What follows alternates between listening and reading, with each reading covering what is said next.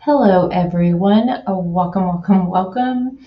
Sorry, I'm just looking at my messages from Delana. Hey, everyone. Welcome to the channel. My name is Crazy Crime Chick. I discuss true crime cases here, old ones, new ones, all of them I discuss. I personally love spreading awareness with the unsolved and the missing, but I do find myself in rabbit holes, and I usually take you guys all down them with me. So before we get started, hit the like button, and let's get this party started.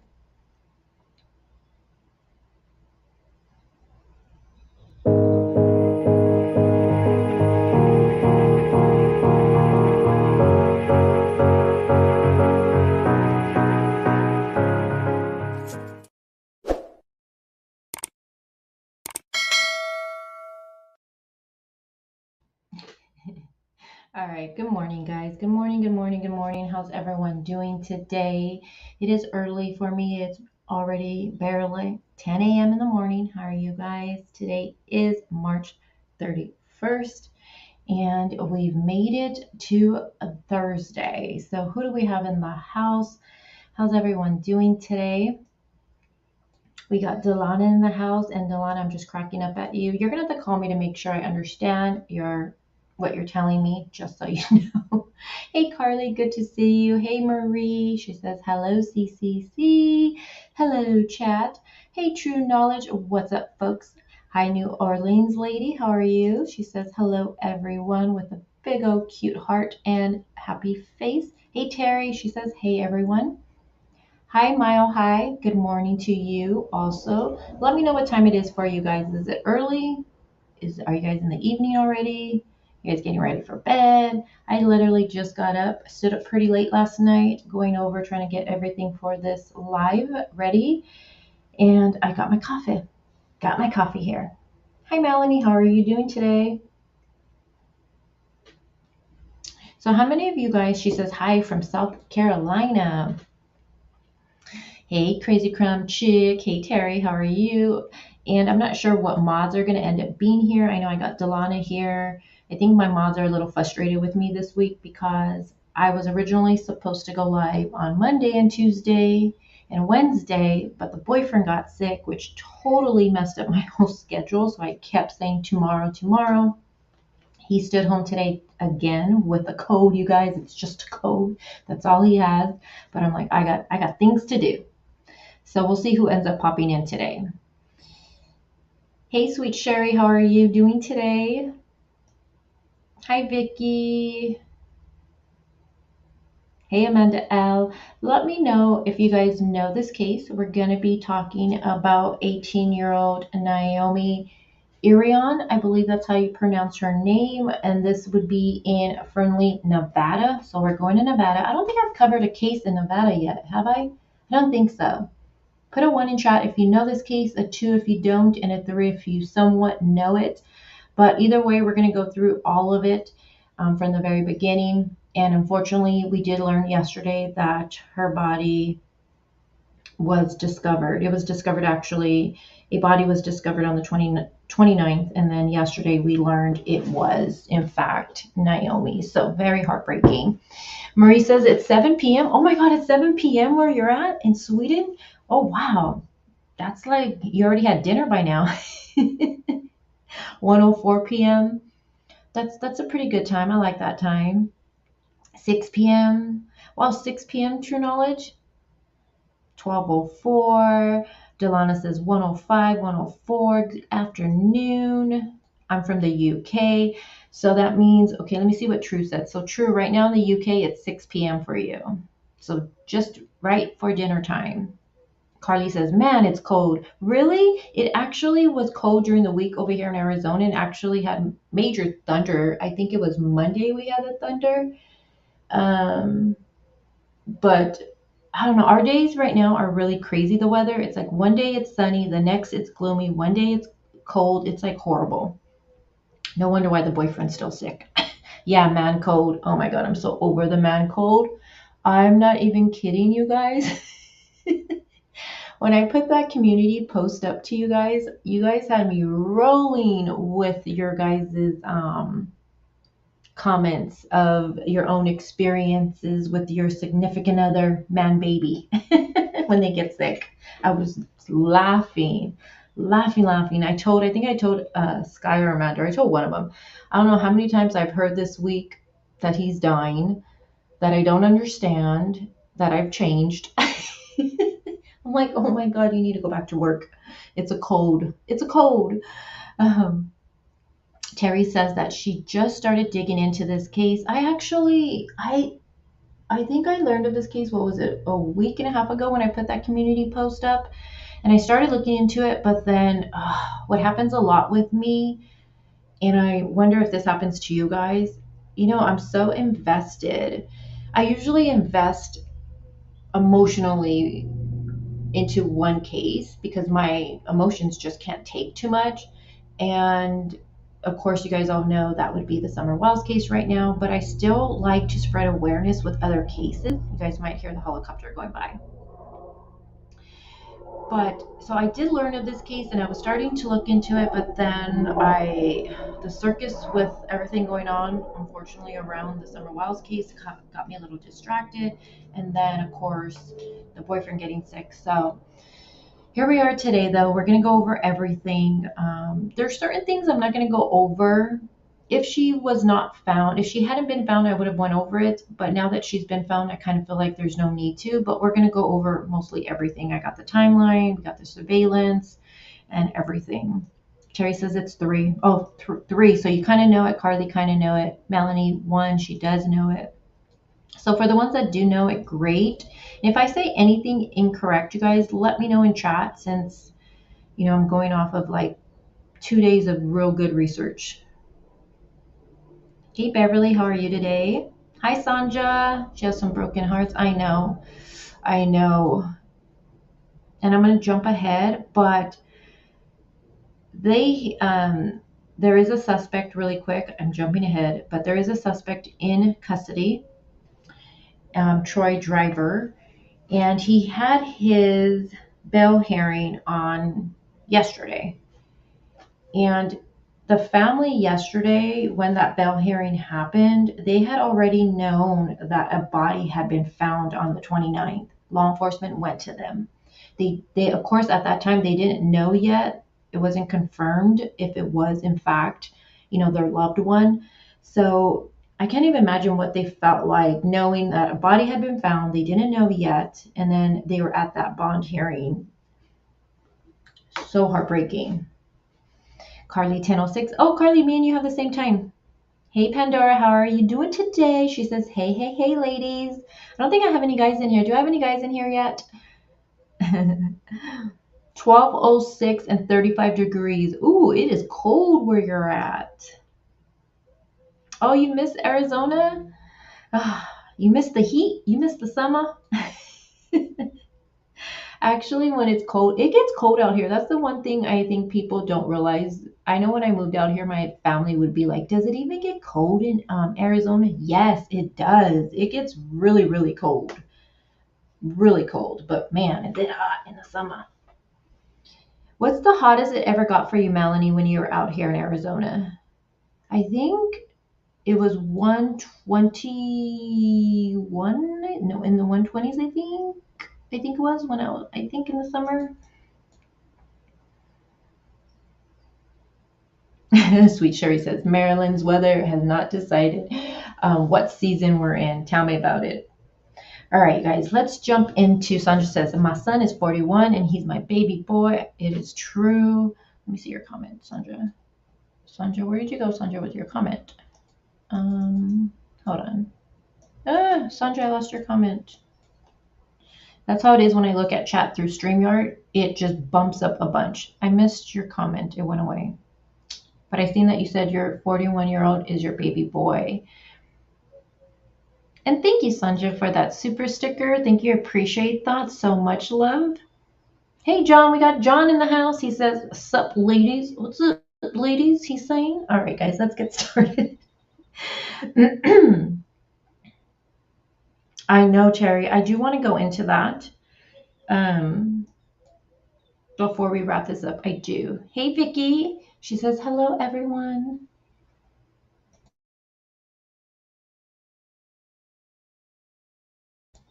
So just so you guys know, I do have my window open, so you're gonna hear the birds. Can you guys hear them? The chirping? It's so relaxing. When I'm in my studio, I usually in the morning when I'm doing research, I usually, because there's no one here in the morning usually with me, school's going on, and the boyfriend's usually at work. But I usually open my window and I just sit in here and it's quiet and I'm just taking my notes and I just love the sound of the birds. It's so relaxing. Excuse me.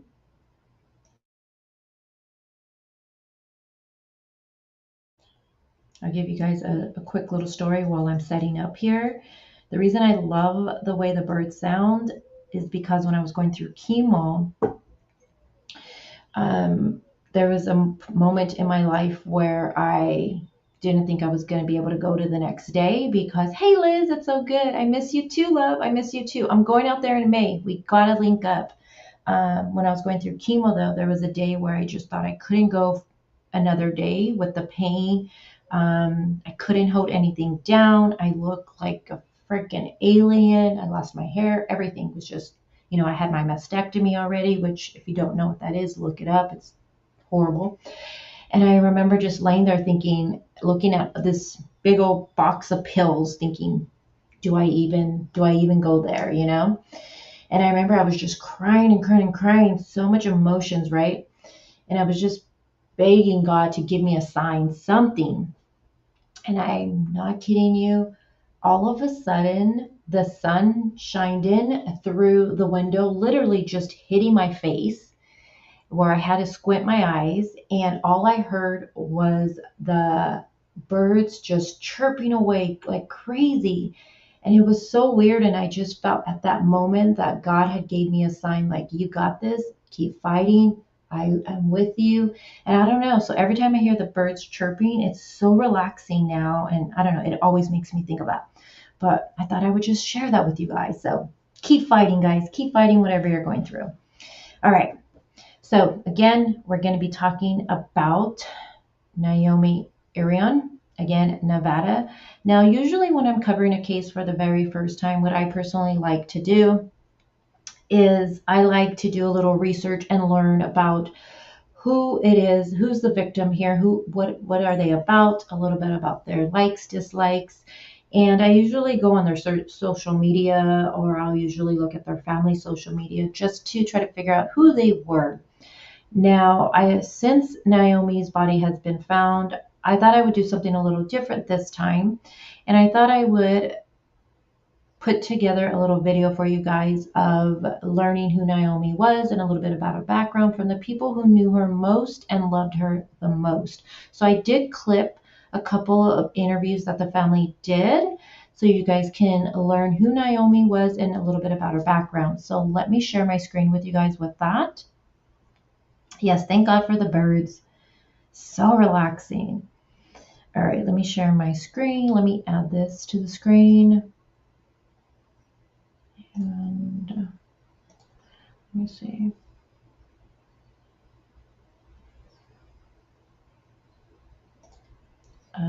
Let me push play first. Sorry about that.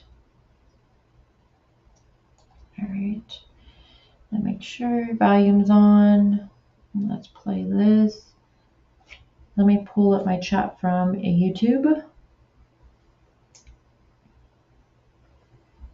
All right, so I'm going to let this play all the way through, and then I will be in chat, and then we'll get into the timeline of this unfortunate case.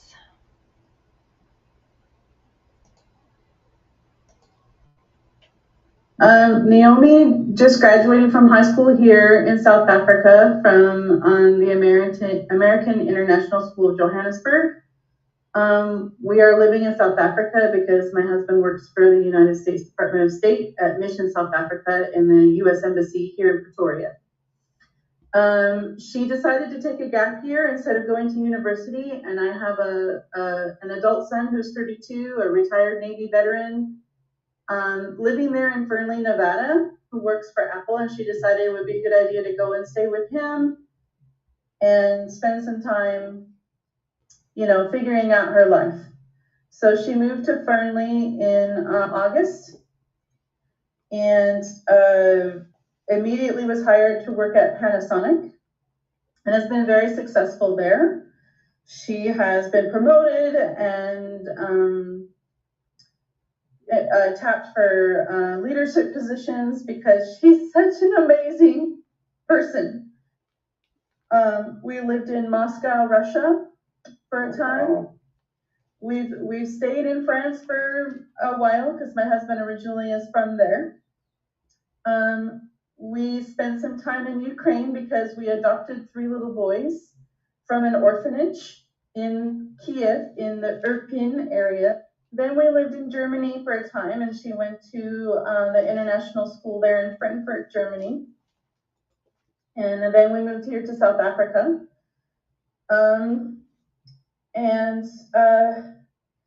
she moved to Fernley in August, as I said, and we went to visit her in October. And everything was fine. She's happy living there. She likes her life. She likes working, and she's learned to drive. Finally, living overseas, you can't, as a young person, you can't get a driver's license, and because you're not a citizen. So she had to wait until she was 18 and move back to the States to get her license. She was so excited to get her license and to have a car and do all the things that all the American kids get to do that she's never gotten to do. My sister is probably one of the best people that I've ever known. She's really fun.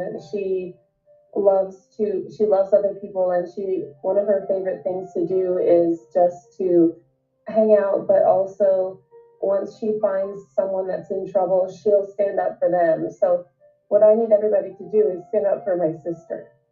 Naomi is incredibly brilliant in both academically and artistically. She is a gifted musician and talented singer. She's a gifted artist. She can play several musical instruments. She can speak several languages. Dedicated to serving mankind. She was in service clubs all through school, serving people that were less fortunate than she was, is less fortunate than she is. She is the kind of person that draws you in when you meet her because she's so striking looking, but she's also charismatic. She's very tall. She's almost 6 feet tall, close to 6 feet tall. And she has her right eye is all green, and her left eye is green on top and brown on bottom. And so when people look at her and meet her for the first time, they're drawn in by that striking. They don't know exactly why she looks striking, but it draws them in. And then she starts to interact with them, and then her personality just takes over, and people love her. Everyone who meets her love her. And she's a bright light in this world of humanity. She's going to make a big difference.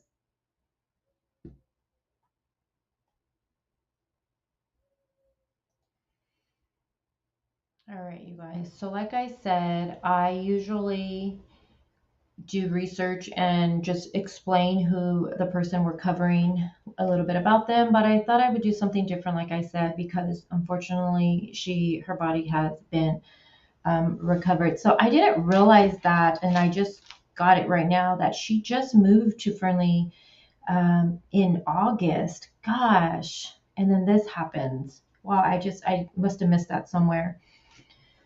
Okay, so let's get into, let me see what I have up here for you guys. Okay, so let's get into, let me see. Okay, so this is Troy Driver. But let's get into the timeline, shall we? Okay, let's get into the timeline. So surveillance. Now I'm going to have my notes and everything like that. I'm not going to look at chat, you guys. So just know I'm not going to look at it for right now because I'm going to be reading the timeline. So on March 12th, this is when this incident ended up taking place. Now, Naomi was captured on surveillance at a gas station, I believe it was, and you can see, I don't know if you guys can see my mouse on the bottom of the screen. This is going to be the surveillance footage that was posted and sent out to social media and out to the public from Lyons County Sheriff's Office. And it's the one, if you know the case, you've seen this before, but it's her. She's purchasing, I believe, some chips and I think an energy drink that morning. You can see she has her blue Panasonic t-shirt on. It looks like a gray cardigan, some gray sweats, and then her, I believe they were like brown boots. She had a little black bag with her, and she purchased this, and it was captured on surveillance again. Now, she did, after this, she would go to the Fernley Walmart.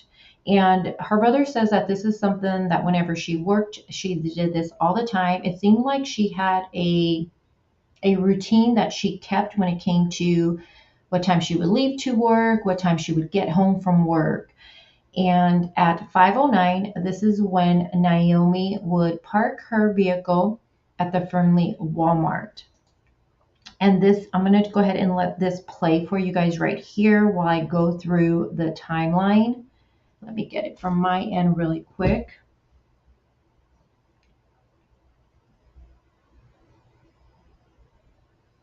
Okay, hold on.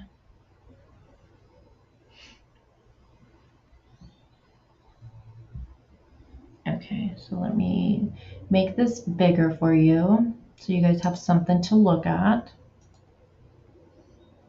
Oops.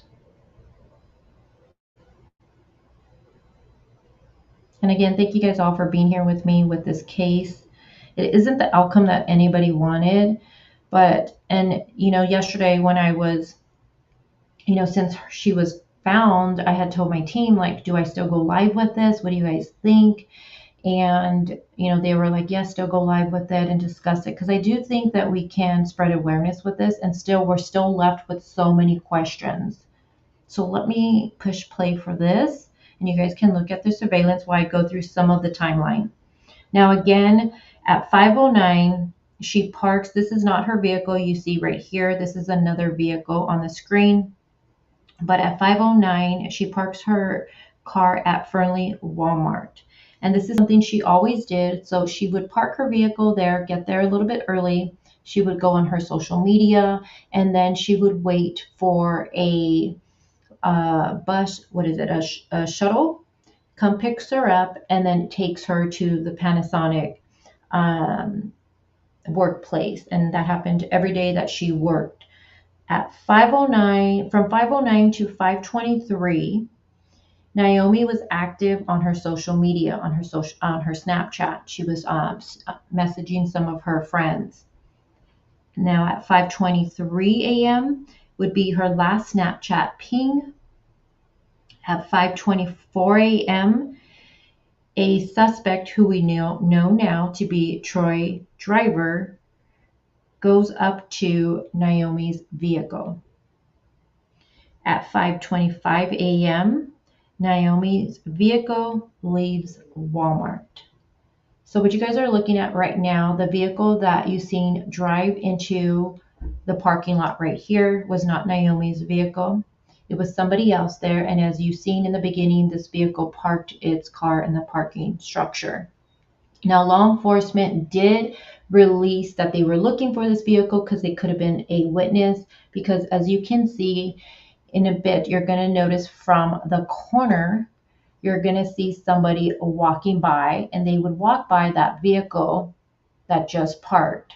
And what I was able to gather, they did find out who owned that vehicle, and they did speak with them. I'm not sure what came from that, but they did speak with that person in that vehicle. But Naomi's parked here. She's on her phone, on her Snapchat, messaging her friends, just waiting, like a normal morning for her, just waiting for, the bus to come get her. Now you can see the suspect right here walking. And it looks like he looks at the vehicle right here. I don't know about you. If I would have been in my car, I would have totally noticed this because unfortunately, thank God for true crime because it has brought more awareness in my life. But you can see he kind of walks towards back and forth right here. and then he presumes to walk straight.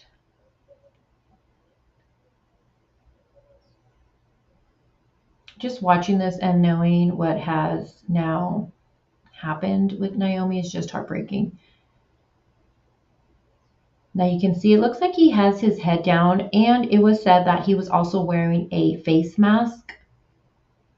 He has his hands, it looks like, in his pockets, and this is when he turns right here and he just stares in the direction of Naomi's car, which is so freaking creepy. Now, this is another video that law enforcement put out.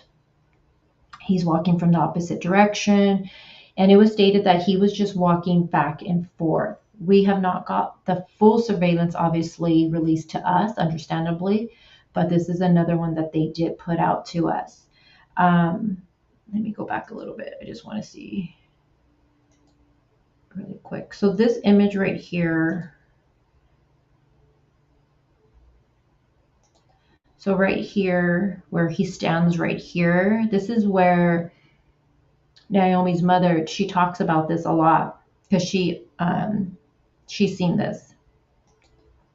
And right here, she says how he just stands there.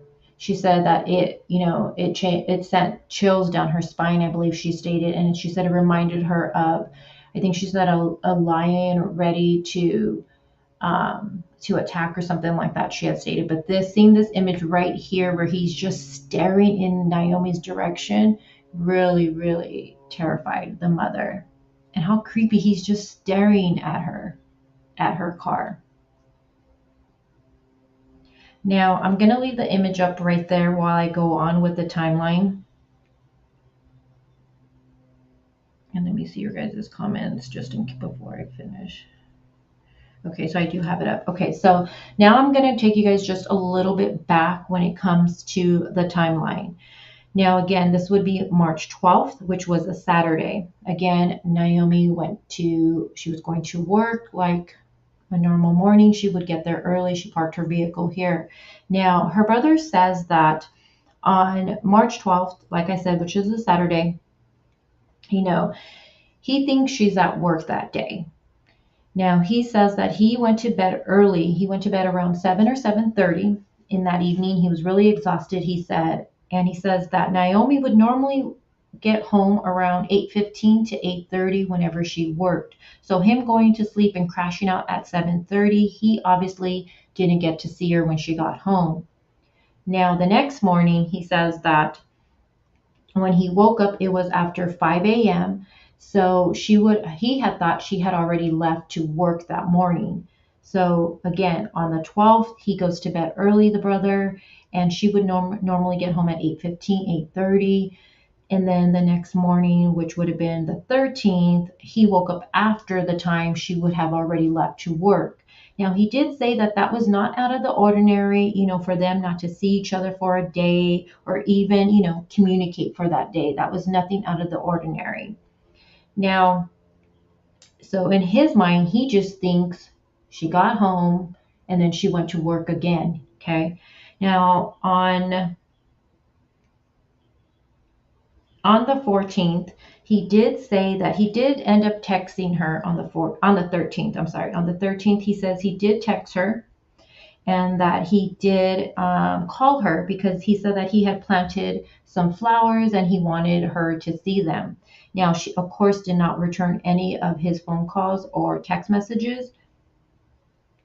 Now, at 8:30, again, we're still on the 13th. At 8:30 rolls around. And if you remember, Naomi is someone who has a kind of a routine with her time. She always got home again around 8:15 or 8:30 whenever she worked. So when 8:30 rolls around and he hadn't had any contact with her, he said he still wasn't really alarmed on it.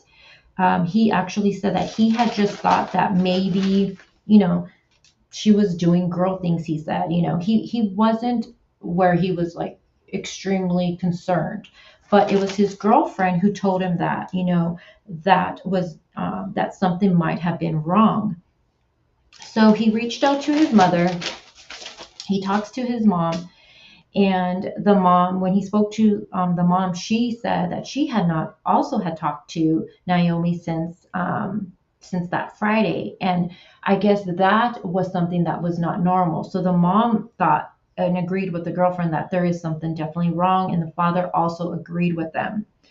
So that night on the 13th, the brother does call the police, he says. He calls the police because he wanted to file a police report. But he says that the police never showed up, but they did call him. And that the police told him that it wasn't enough to file a missing persons report on an adult. And so they told him to call the following day, which would have been a Monday. Now, Monday rolls around, and obviously she did not come home. The brother said he did go to work that day, and the dad, so Naomi's dad, he has access to Naomi's bank account, and he looked at her bank activity.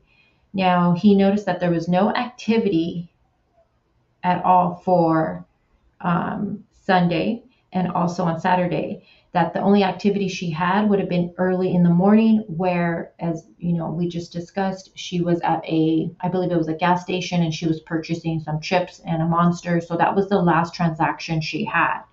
So then after that, the brother says that he called her company and reached out to HR. And that's when they learned that she was a no-show, no-call for Saturday and Sunday. So now the family is aware that she didn't even go to work on Saturday. And remember, the brother had thought she went to work because he thought she left to work and he was asleep when she must have got home. So in his head, he didn't even think anything was wrong on Saturday. But now he's learning that she never made it to work. And this is when they knew something was wrong. So the brother then goes to Walmart. And this is when he goes there and he asks if he can look at the surveillance. And they actually showed him the surveillance for that day. And that's when he seen, a man walking up to her vehicle from behind. And he says that, he opens the door. And then sometime later, the car just drives away. And this is when he calls the police back and he reports it as a kidnapping.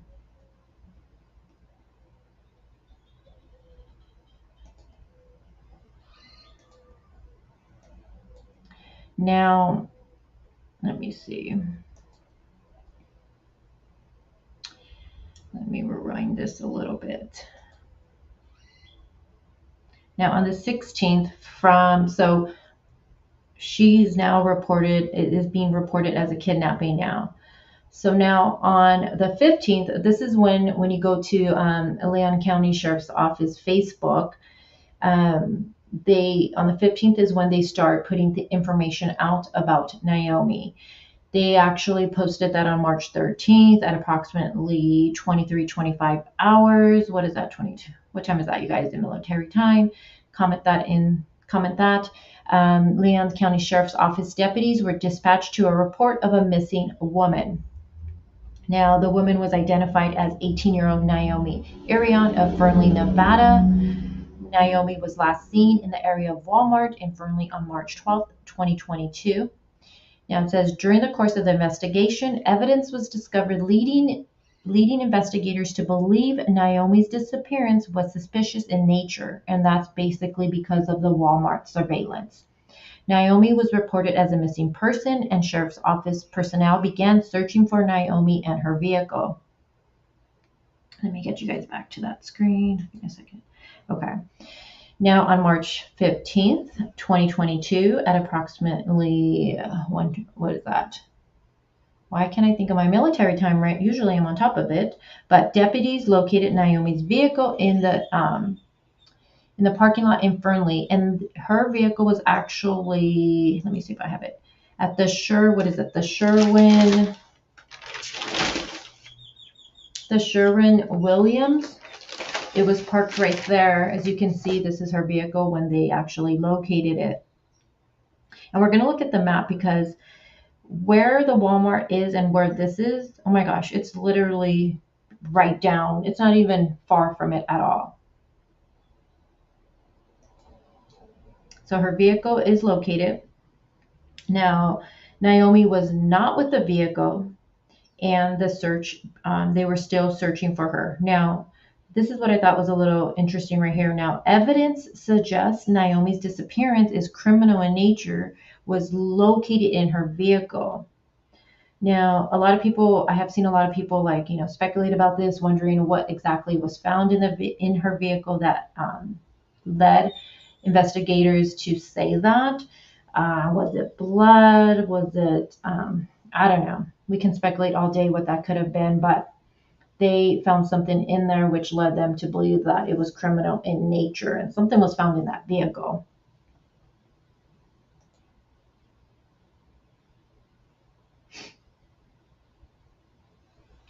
Now, again, on the 16th, this is when they issued the photos of her at that gas station. Again, she was purchasing some chips and a Monster, and these still images were put out. Also, the image of the truck was put out that day. And they were asking for the public's assistance with locating it.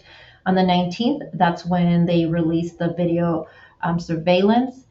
Now, let's see here what this one says. So this is when they released information on the vehicle, on the truck. So Leon County Sheriff's Office is continuing the search and investigation into the suspicious disappearance of 18-year-old Naomi Irion of Fernley, Nevada. Now, again, we know that she was last seen at that Walmart on March 12th, roughly around 5 a.m. Now, the investigators now indicates that the suspect may be driving a dark, and this is when they gave out the truck's information. Now, the forensic evidence discovered to date continues to lead Leon County's investigators to believe that her disappearance is suspicious in nature and that the driver of the above vehicle has a direct connection to her disappearance.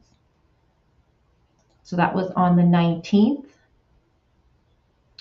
And then on the 25th, I believe on the 24th, they had put out that they were able to identify who owned the truck. I believe that was on the 24th. And then on the 25th, on March 25th, you see that the Leon County Sheriff's Office arrested Troy Driver. Again, he is 41 years old. 41 years old. To me, he looks way older than that. And he was being held on charges of kidnapping. They did locate the truck that was in question, and it had been impounded and taken into evidence. At this time, of course, Naomi had not been found yet. Now, let me see.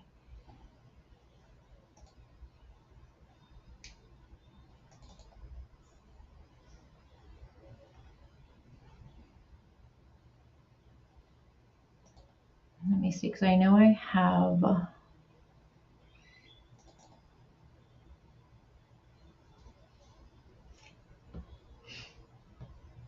I'm trying to get my other report for you guys.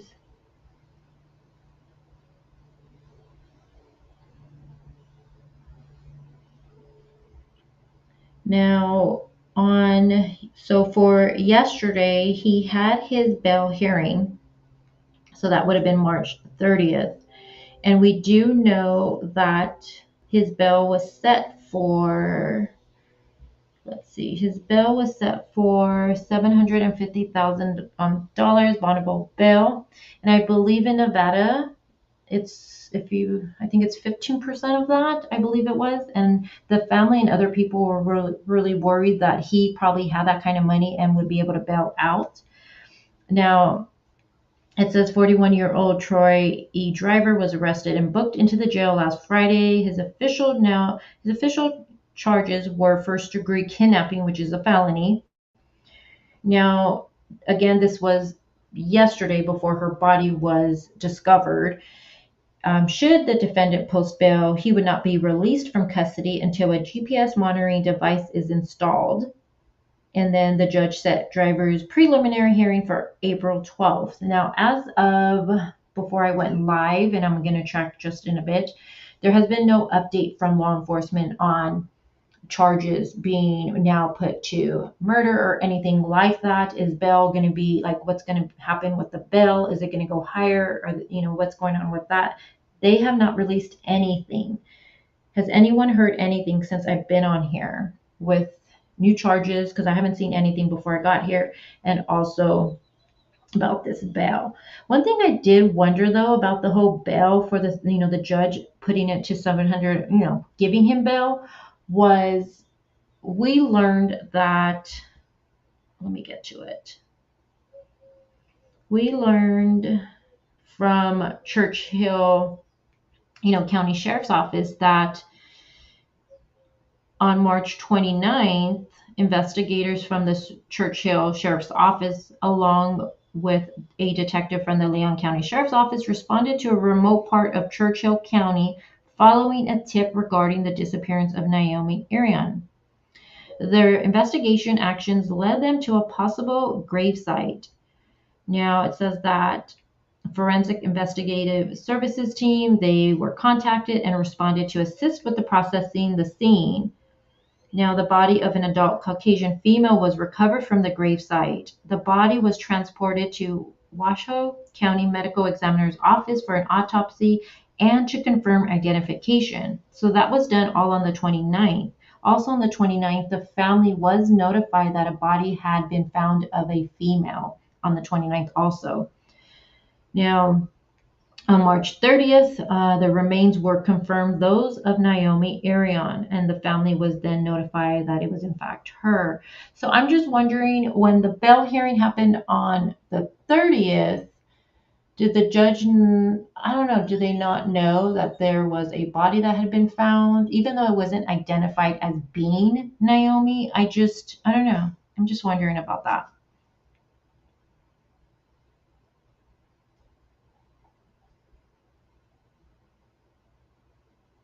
Let me see what you guys are saying in chat, because I have not been looking at chat this whole time.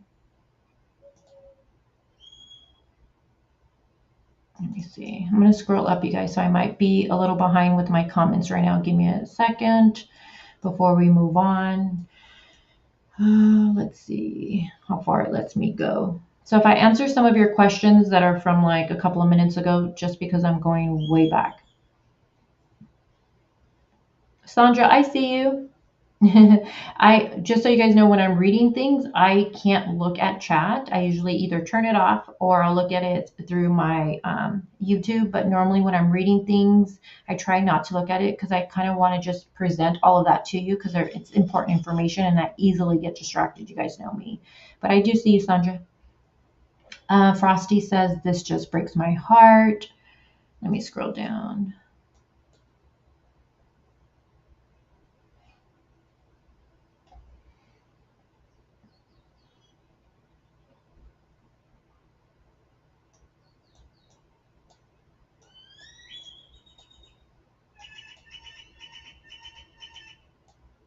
Hey, Covert Crime, how are you?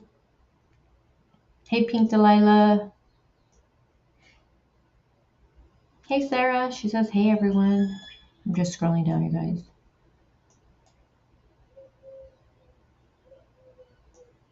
Hey, Sammy. How are you doing today?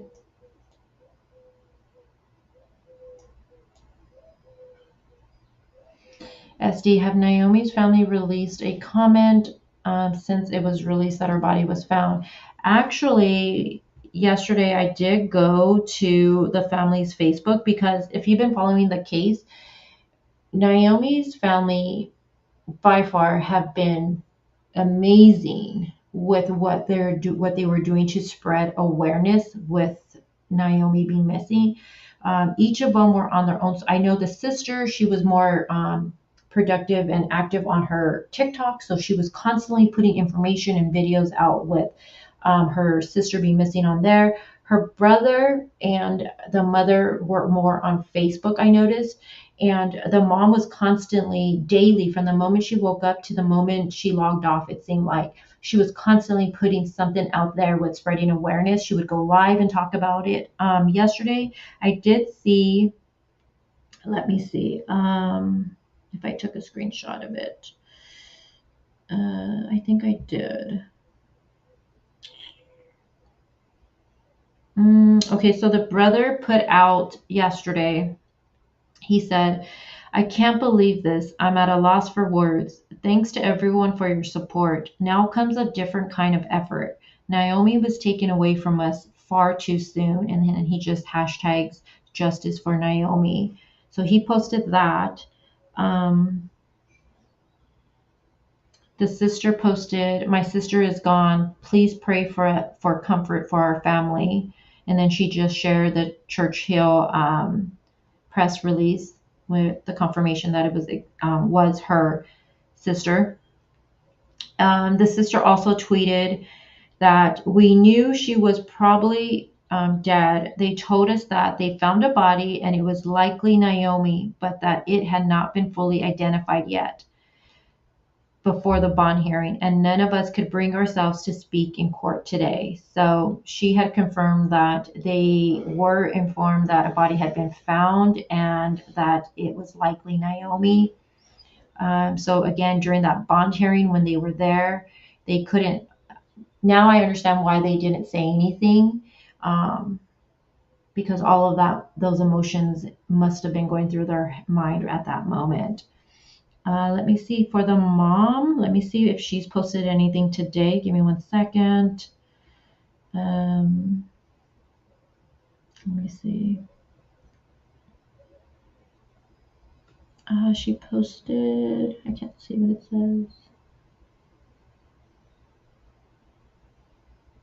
Oh, this is nice. Let me see if I can go there really quick before I go on with Troy's information.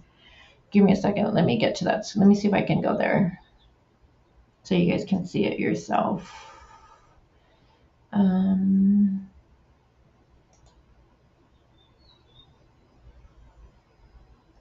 Again, thank you guys for being here with me again. If you haven't hit like, please hit like. It does help a girl out and it does bring new people in here. All right, delete. Okay, let me share my screen with you guys. Let me see, can I just scoot this over? Let's see.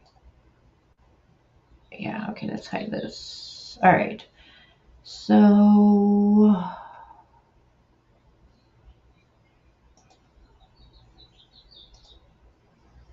right, let's see.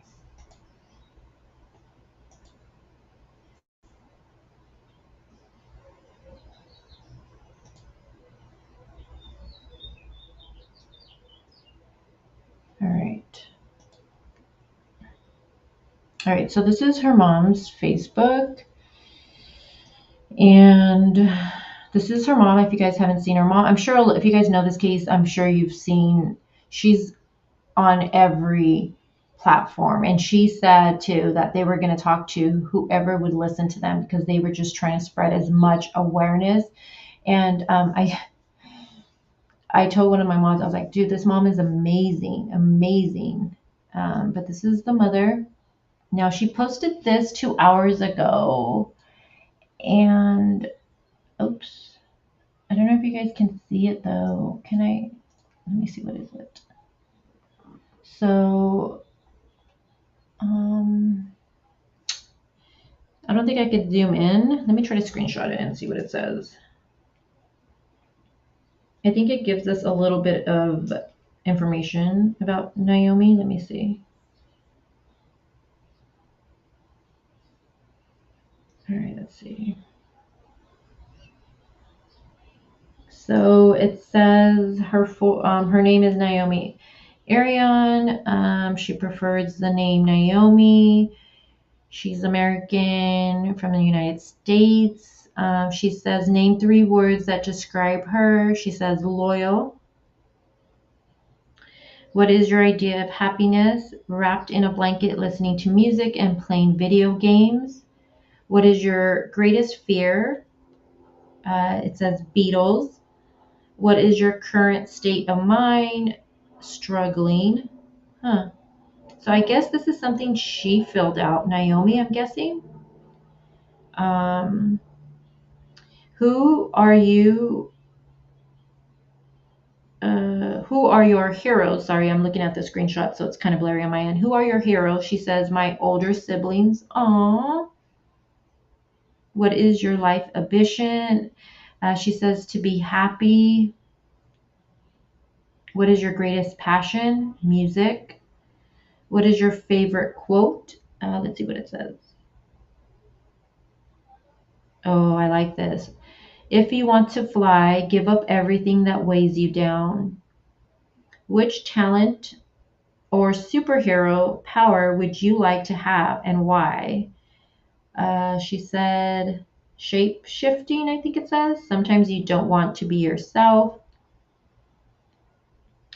What is your biggest disappointment caused by COVID? She says not being able to enjoy my life the way I wanted to live it. What did you do with your time during lockdown? She said played video games. It says, what advice would you give your future self? Don't do anything I wouldn't do. Let's see. What university do you plan to attend?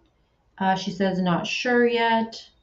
And then, what do you plan to study? Not sure yet. And then the bottom one says, if you are having, excuse me, if you're having a gap year, what are your plans? And she said, I'm going back to the States to live with my brother.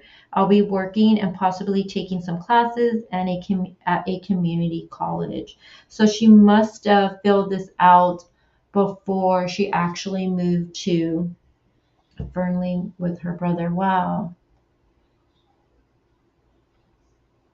Let me see.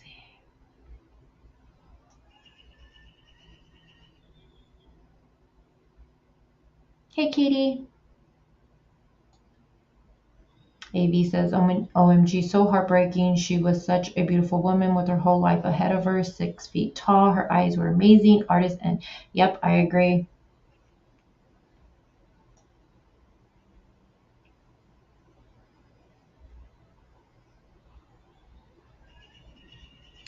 That's a good question, Sammy. And something else I was trying to figure out too is, okay, so she would take this bus, right? The shutter every morning. So she'd park her vehicle at the Walmart. She would stay there for a little bit, get there early, stay there a little bit, be on her phone. I also wonder, because there is other companies around, I wonder if any other company utilize that bus also. So did he utilize that? Did he use it? How did he actually see her? Or was he just there scoping out anyone?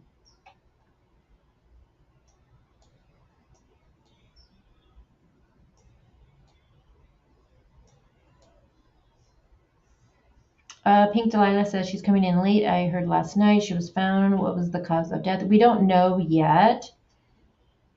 She was found, but we don't know the cause as of yet.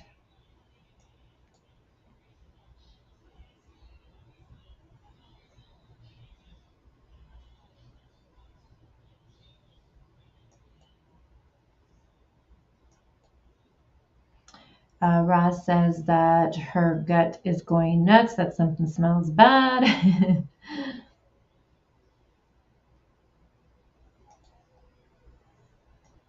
Vicky says, girls, be hyper alert always and always trust your gut. If something doesn't feel right, trust your instinct. Don't be afraid to act crazy out loud. If you overreact, you can laugh about it later. And that's one thing for me, and anyone who works nights, I would love to hear from you. But I get walked to my car when I leave work, but obviously when I get home, I don't. But it's cases like this, and there's been other cases that just bring more awareness to me of my normal routines of what I personally do. Um, you know, when I first moved out to Arizona and I was working nights, I would just get home, get off my car, go inside. I'd go through the garage and I just close the garage, go inside, and just go on with my night, right? Well, morning, because it's morning by then. But it's cases like this and other cases that I cover that now when I've always kind of been aware of when I'm driving home because there's not many vehicles out going in my direction during that time. And I do live on a dead end. So if someone's behind me, I'm going to notice it. But now when I get home, I'm like, I make sure I have my purse in my hand. I look, behind me. Then I get out and I look around to just see if anybody's around, and then I go straight to my garage. But at the whole time, I'm constantly looking behind me. And when I close the garage now, I don't just go in. I actually watch the garage go all the way down so no one can creep underneath. It sounds silly. My boyfriend laughed at me because of it, but I was like, you just never know. You just never know. In cases like this, you just never know. So yes, 100% I agree with Vicky's comment.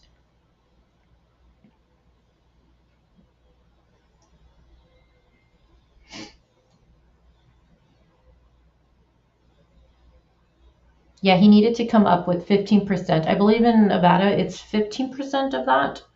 Delana. Hey, Valerie.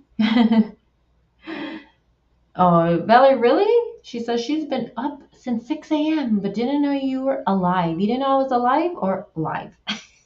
I'm both at this moment. Yeah, that's 100 grand. Yes. To me, that's a lot of money. I don't know anybody that none of my family members could come up with that money. But I mean, that is something that I did see people putting out there.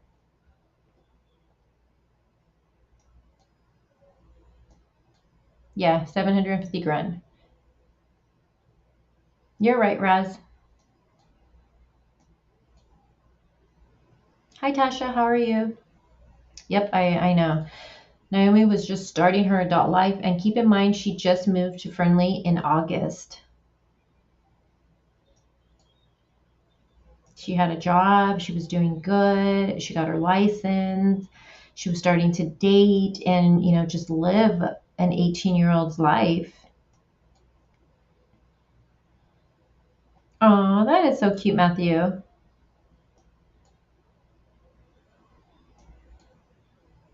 I know, sweet Sherry. It makes me sick too. I don't know. So far, and I'm gonna play for you guys the interview the family did with Brian Anton because they go into a lot of information with that interview. It's about 16 minutes long. I'm gonna play it right now.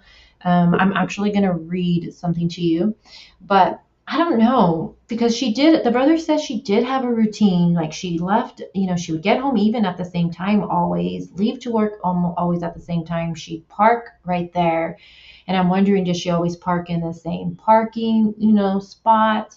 Another thing I was just wondering, we know we've seen one vehicle there that drives in there, but um, and another thing that the mom said was that Naomi was not a fighter. She would shut down. So how Troy goes to the vehicle and they don't know what he said to her or if he even had a gun. But obviously there was no screams heard or anything like that because there was another car right there around there. You would think if she screamed, someone in that other vehicle would have heard. But the mom said that she would not have fought back. She would have just clammed up and froze, just got scared and froze. So that's something else to take into consideration too.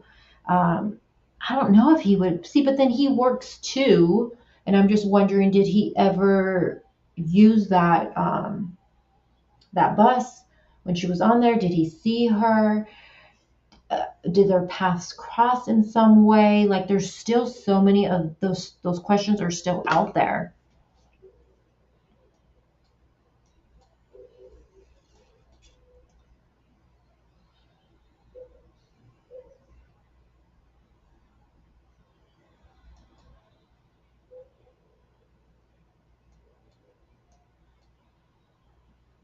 Pink Delilah, you hike at night too?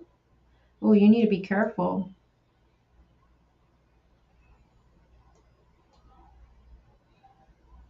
Yeah, that's something else. I was also, where's that question?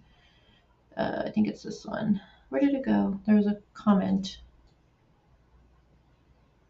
Oh, right here. Here we go. Curious why she didn't drive to work instead of driving to a parking lot and catching a bus to work. Anyone know? Let's see if anyone knows that, because I also was wondering the same thing. And Katie says yes, 15% he would have to pay, and she gives you the exact amount, you guys. To me, that's a lot of money, and like I said, no one I know had that money to come up with up front like that. So let's see if anyone knows. Yeah, maybe gas prices, someone said. AB stated. Let's see, Soccer says at AB, the bus was used by so many people. It was to help the amount of traffic on the road and the amount of movement in and out of the Tesla and her work. I also read somewhere else that kind of correlating what you're saying, Soccer 41, was also that there was a lot of traffic, I think, going to where she worked. And like they're saying, there's also that Tesla company around there too. So to avoid all of that, maybe that's why she took the bus. So it would make sense, because I did hear that elsewhere. Thank you, Amber. Hey, Sky. Where you been, Sky?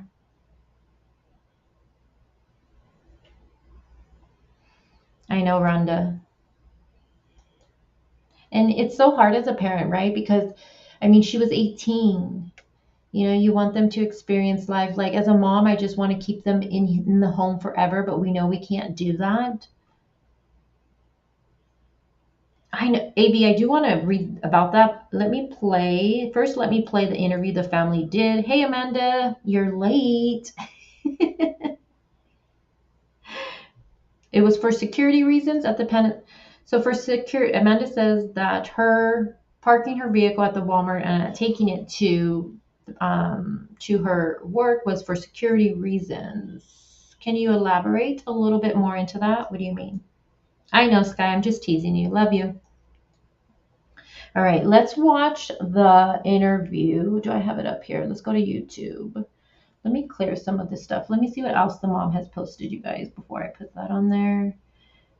4 hours ago, she put justice for Naomi. Let me take that off the screen.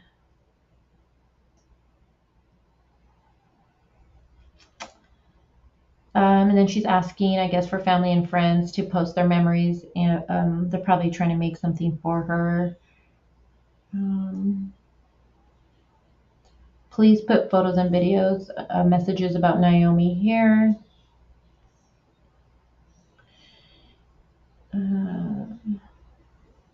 Oh, and then on the 29th, she just posted Naomi at 16 years old, the day her braces were removed. The 29th, she put this photo out, bring Naomi home.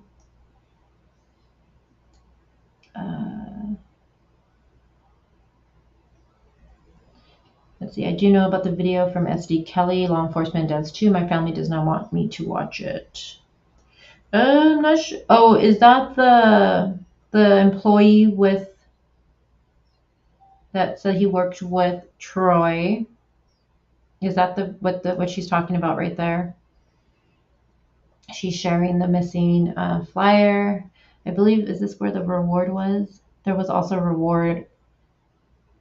I tell you guys though, every single day, this mother was posting non-stop to spread awareness. She was even doing lives on here. She was, Valerie live. Yeah, live. All right, let me close some of this stuff out. I have too much going on here. Okay, let's close that out. That is the suspect right now.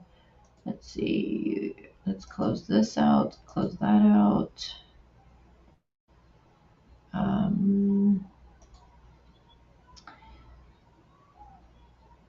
Let's see. Let's go to YouTube.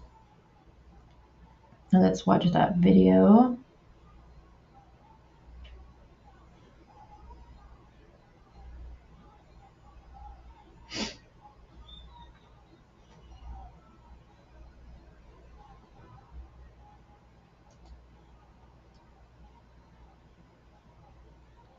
YouTube.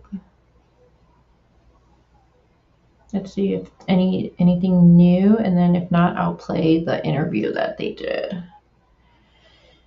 Let's see.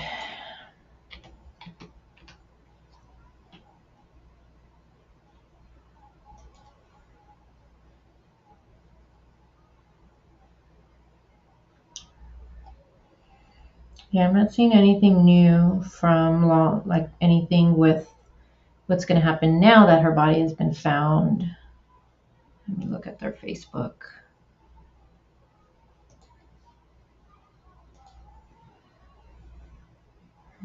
All right, I don't see anything yet. It's still early though. I mean, do you think we'll hear something from law enforcement? New charges, the bail, something? Okay, let me get to this. All right.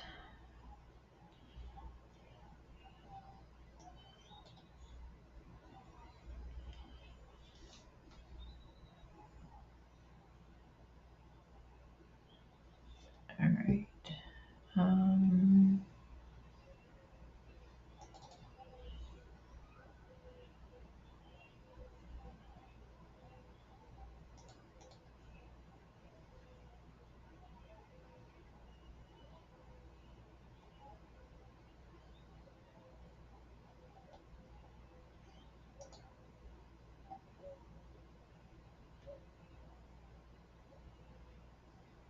Now I'm looking at right now. Let's see. This was filed March 30th, and the state of Nevada versus Troy E. Driver. Now, count one. This was the 30th, so this was before her body was discovered. Now, count one, kidnapping in the first degree. It is a felony, and it says that on about March 12th, 2021, in Canal Township, Leon County, state of Nevada, defendant did willfully seize, confine, entice, decoy, abduct, conceal, kidnap, or carry away a person by any means whatsoever with the intent to hold or detain, or who holds or detain the person for ransom or reward, or for the purpose of committing sexual assault, extortion, or robbery upon or from the person, or for the purpose of killing the person, inflicting substantial bodily harm upon the person or to the exact form, relative, friends, or any other persons, any money or valuable thing for the return or disposition of the kidnapped person. Now it says the defendant did abduct Naomi Irion and did hold or detain her for the purpose of committing sexual assault and or for the purpose of killing her, all of which occurred at or near the 1550 East Newlands Drive, Fernley, Leon County, Nevada.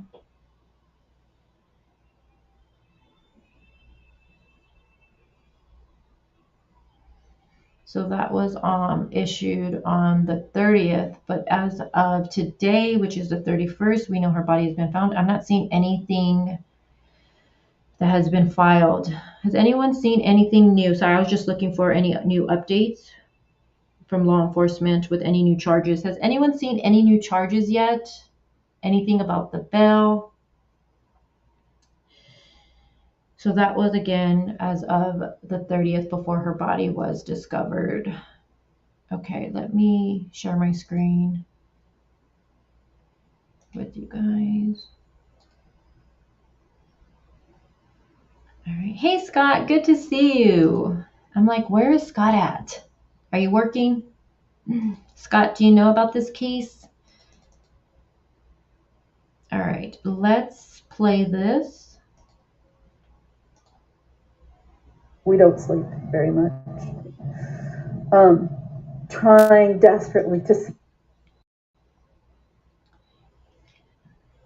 Let me get to YouTube's side of it. And you guys let me know if the audio is bad. Let me know. Okay, all right. save her life, because we know that wherever she is not safe. We have to get to her. Time is running out. Did so when she went to work like normal that morning, how did you find out something was wrong? I didn't the first day she was gone. I went to bed early that Saturday. I went to bed around 7:30. I was exhausted, and she gets home around 8:15, 8:30 on a normal day. And it wasn't really that weird for us to not cross paths for one day, you know. It also wasn't that weird for us to not check in with each other for a 24-hour period. Sorry, guys. I texted her once or twice. How's the audio? Audio's fine. Is it low? I feel like it's. Hold on. Oh, okay. Yeah, it is low. I'm like, why is it so low? Let's try this again. Sorry about that. On Sunday. We don't sleep very much. Trying desperately to save her life, because we know that wherever she is not safe. We have to get to her. Time is running out. Did so when she went to work like normal that morning, how did you find out something was wrong? I didn't the first day she was gone. I feel so bad for the brother. That Saturday, I went to bed around 7:30. I was exhausted, and she gets home around 8:15, 8:30 on a normal day. And it wasn't really that weird for us to not cross paths for one day, you know. It also wasn't that weird for us to not check in with each other for a 24-hour period, you know. And when I texted her once or twice on Sunday, but I assumed she was at work because I woke up after 5 a.m. when she would be leaving. And, you know, nothing was amiss physically. There was no reason for me to believe that anything was wrong. She wasn't answering my text messages. I tried to call her because I had a couple things I wanted to talk to her. I actually, my girlfriend and I planted some trees that Sunday, and I was really excited about it, and I really wanted to show her. And I had a flashlight out, ready to go, and I was kind of waiting for her to come home. And when 8:30 rolled around and she didn't show up, you know, I was trying to call her and everything like that. No response. And my girlfriend convinced me that, you know, something was definitely wrong. I wasn't sure. I thought maybe she was just, you know, doing an 18-year-old girl thing. I don't know, you know, but she'd never done anything like this before. Is it a factory? Yeah, she was part of the battery manufacturing process. Okay, so she would go to the Walmart to get the shuttle, is that right? That's right. Is that so? That was like a normal thing early in the morning? Yep, and she did that every day she worked. She never drove to the factory, you know, herself. She would always drive to the Walmart, catch the shuttle. Was there anything unusual about that morning? I mean, were you sleeping at that time? Yeah, I was asleep when she left for work. The last time I spoke to Naomi was the night before that, when she was getting ready for bed. She actually left the dome light on in her car. I noticed it. I came home around 8:20 and noticed the dome light was on in her car. And she was getting ready to lay down. I was like, "Hey, Naomi, the dome light's on your car. You better go turn it off." And she said, "Why don't you turn it off?" You know, like an 18-year-old sister might. And that part just made me laugh. How he says, how she responded to him, "Why don't you go turn it off?" It just reminds me of my siblings too, like being a little smart ass. That's something I totally would have said. And I told her, "I don't have the keys to your car. Aren't your doors locked?" She said, "No." I was like, "Why don't you lock your doors?"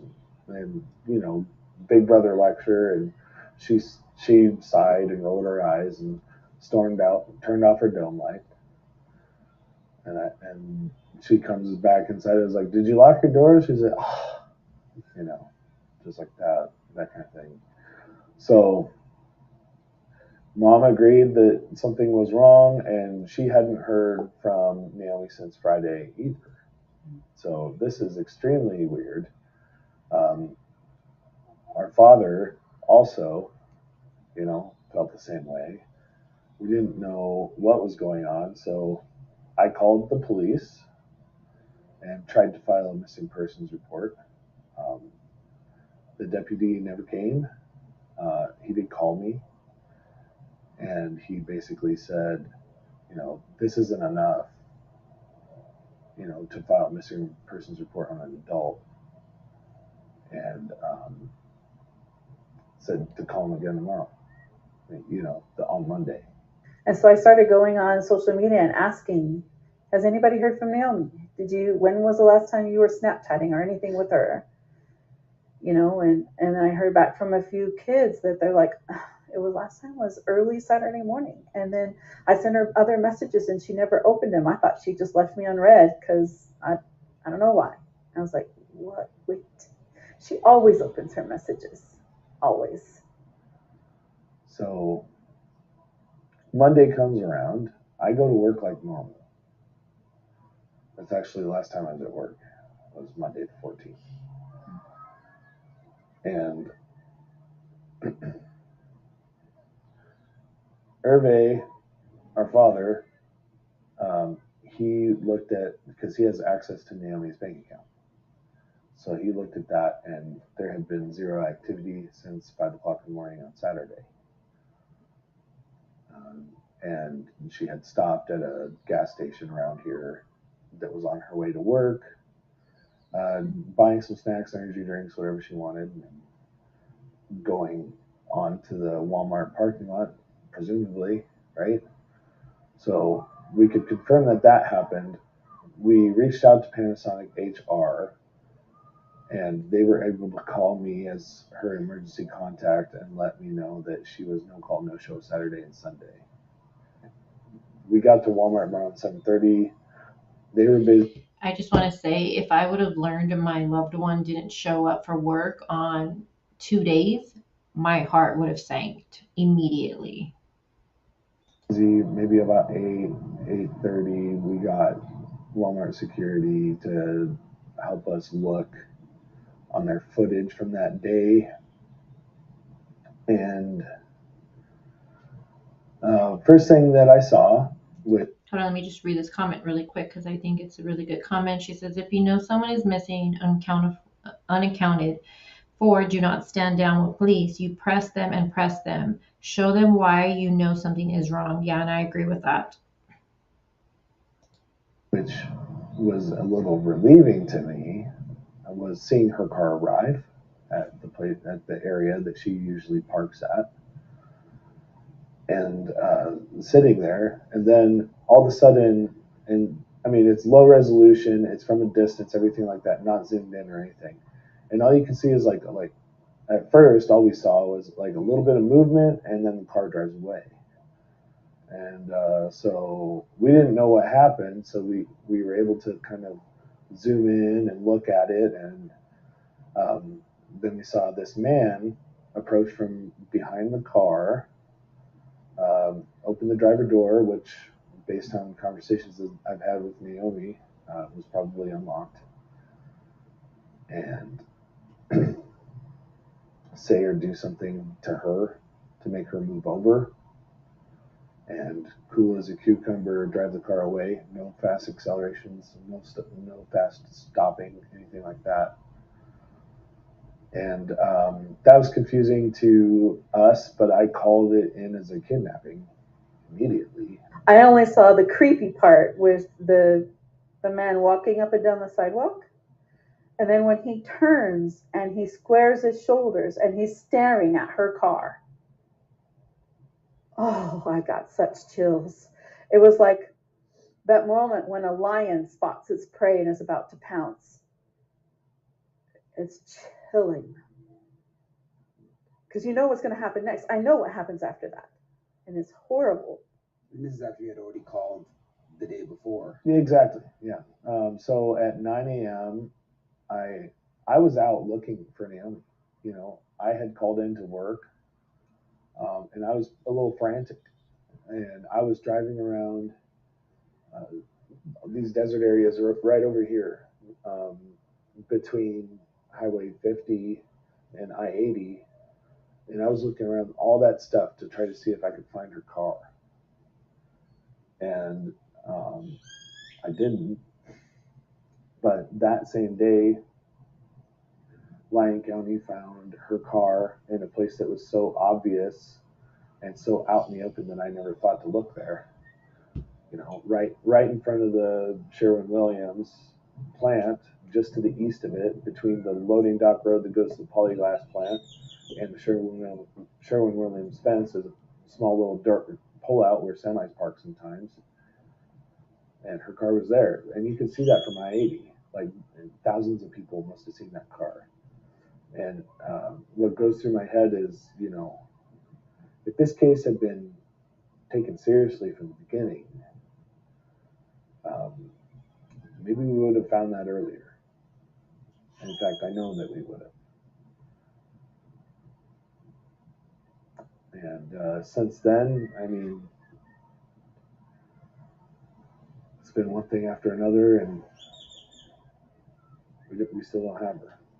And I know they didn't give details, but it was something with the car, it seems like, that made them take it more seriously. I don't know what that was. I was sitting there, so when they found the car, I actually knew before they called me, because somebody posted it on social media, that there was like some police activity there. And I was on the way already when the detective called me. And I sat there for almost 4 hours, pretty much like biting my nails and waiting, because it took them that long to open the trunk up, because I was afraid that, you know, we might see Naomi in the trunk. So that was excruciating. And honestly, that feeling hasn't left.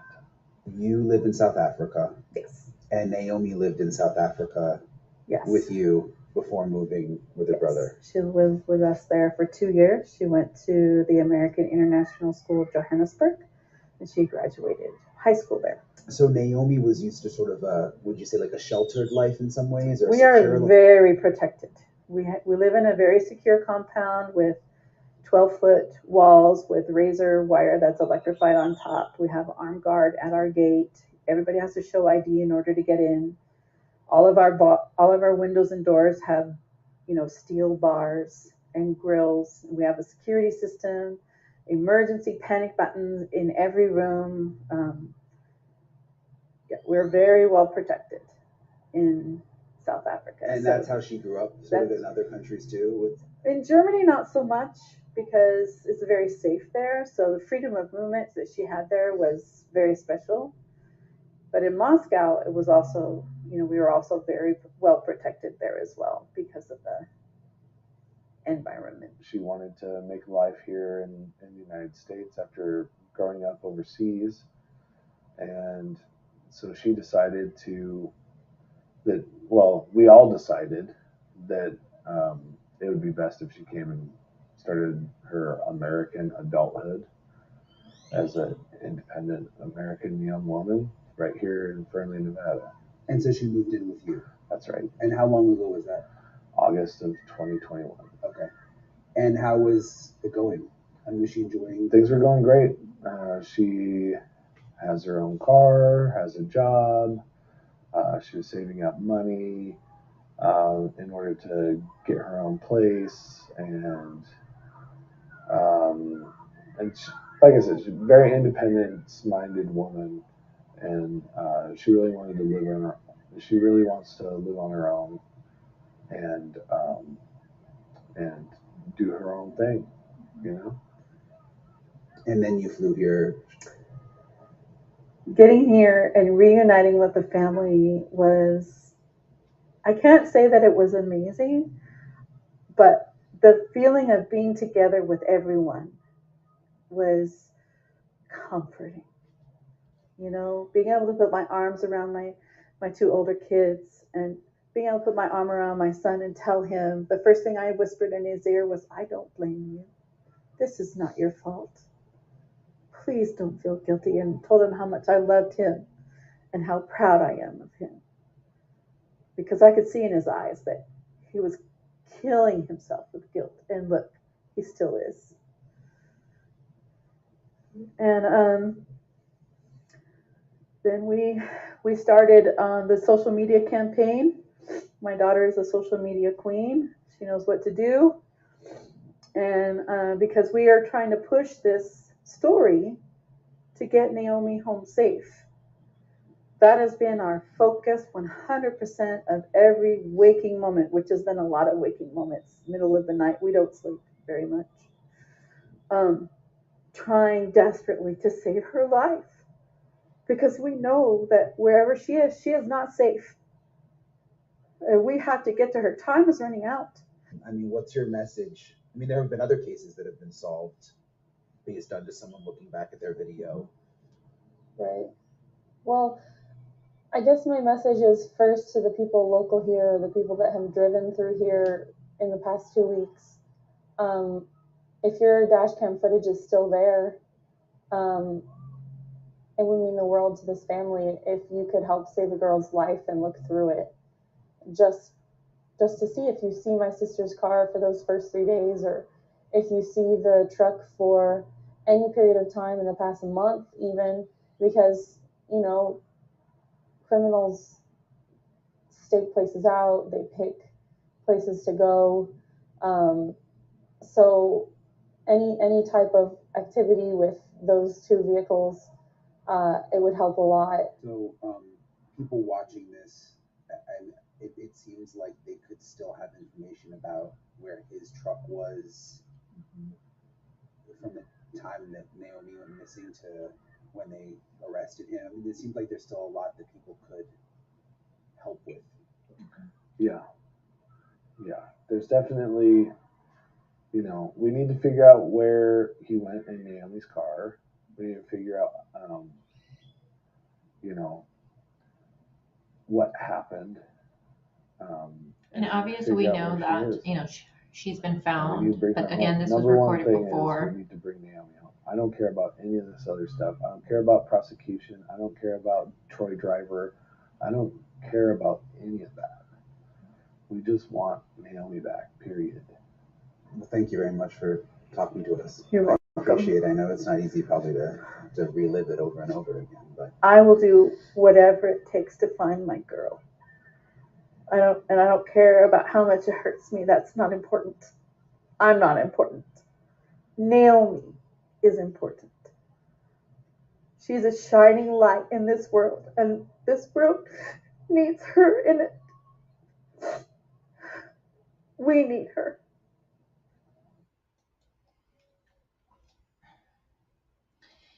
And I don't like comparing cases, but I always find myself doing it. And I'm just going to say it right now. Right now, I'm just going to say it. What a difference. What a difference of seeing how this mother reacts. And I know backgrounds and all that, history, all that goes into play, but just what a difference from other cases from another mother that we've seen. What a difference. I did want to share something with you guys. What was it? I'm blanking out now. There was something. I forgot. What am I missing here?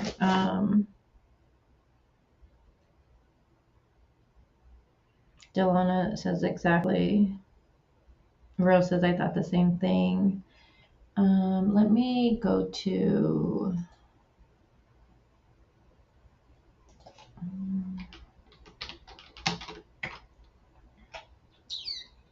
Just seeing a real quick update, if anything.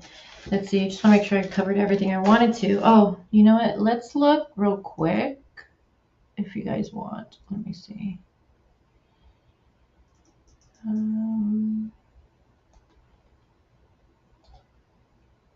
Let's see.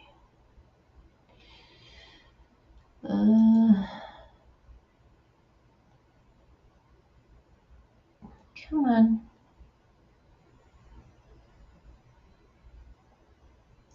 All right, let's look at where she was. Shall we? Let's go to the map real quick and then we'll wrap it up.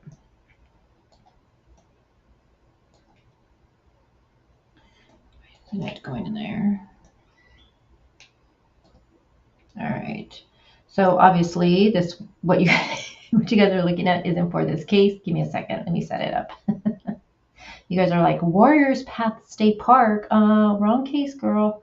No, hold on. Let me just fix this real quick. I was just looking at some stuff yesterday for the Summer Wells case.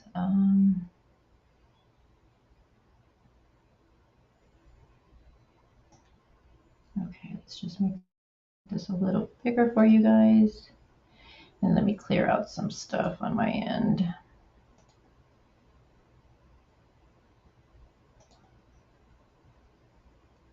Not too much stuff open. Well, I have this up real quick. For research reasons, were they at, not this case related, obviously, but just real quick, were they, Summer and Candace and H, were they at the Warriors Path riding stable, or were they actually at the entrance part of it all? You guys know exactly? Sorry. Might as well utilize you guys while I have you here real quick.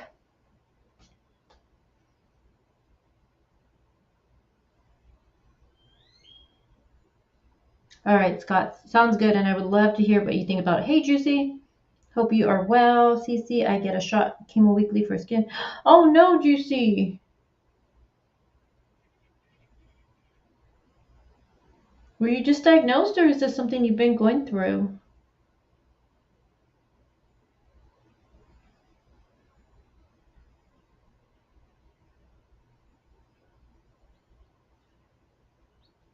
No, but I'm seeing what you guys say real quick. All right, let's see. Let me get to, it was the Walmart in Fernley, right? Let's see. I think it was this one.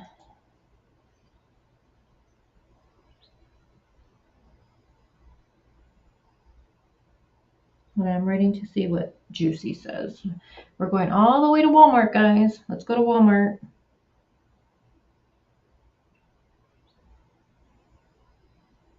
Yes, keep Juicy in your prayers. I'm trying to see what she says.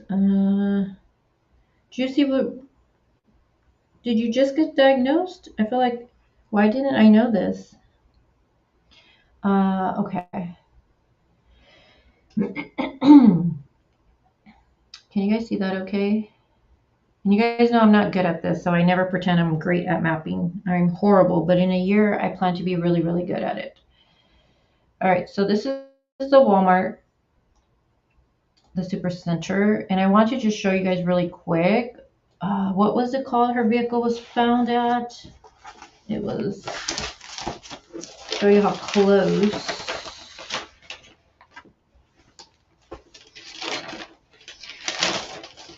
Sherman Williams. Let's see, where's that Sherman? Okay, so Walmart is here. Let's zoom out a little bit. Oh, there it is. Okay, sorry, I have to look at my screen a certain way. Let me move it around. Are you guys like that when you look at the map? It has to be facing a certain direction. That's me. Let's zoom in. All right. Let me see what Juicy says. Has she replied back yet? She hasn't.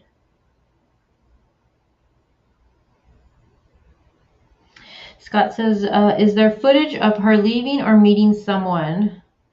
Okay, so when was the last time? Let me highlight your comment so I don't lose it, Scott. Where is it here? Hold on. Is it popping up in here?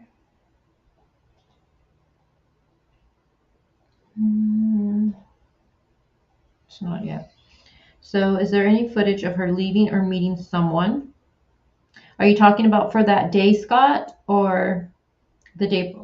What day are you asking for? When was the last time person outside of the family saw her alive?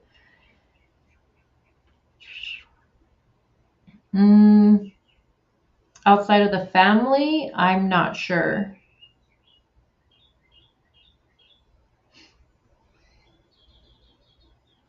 Well, she did speak to so she did speak to some friends through Snapchat on the 12th in the morning.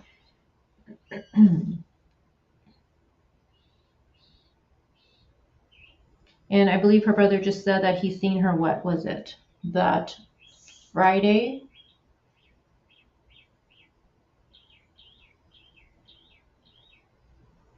Delana, are you telling me there's an update or are you asking me? Hold on. Let me go to my Twitter. Let me go to Brian Enton. So Brian Enton, let's see. He posted an hour ago. He says, more vehicles at the house where Naomi Irion kidnapping suspect Troy driver's truck was found.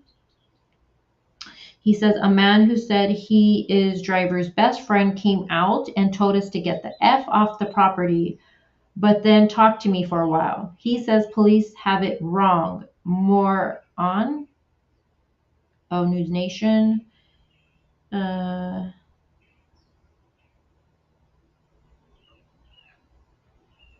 Okay.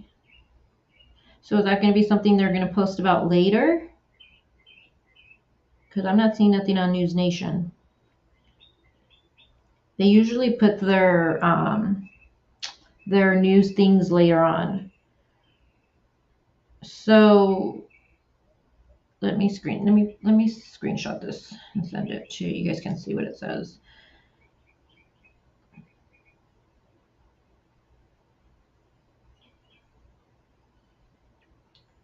Hold on.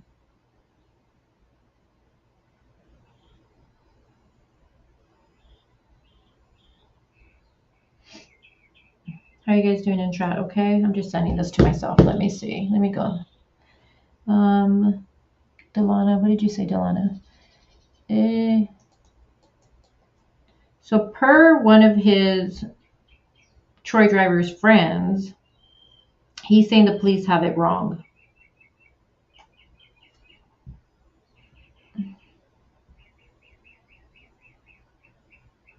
I mean, of course they're going to say that, though.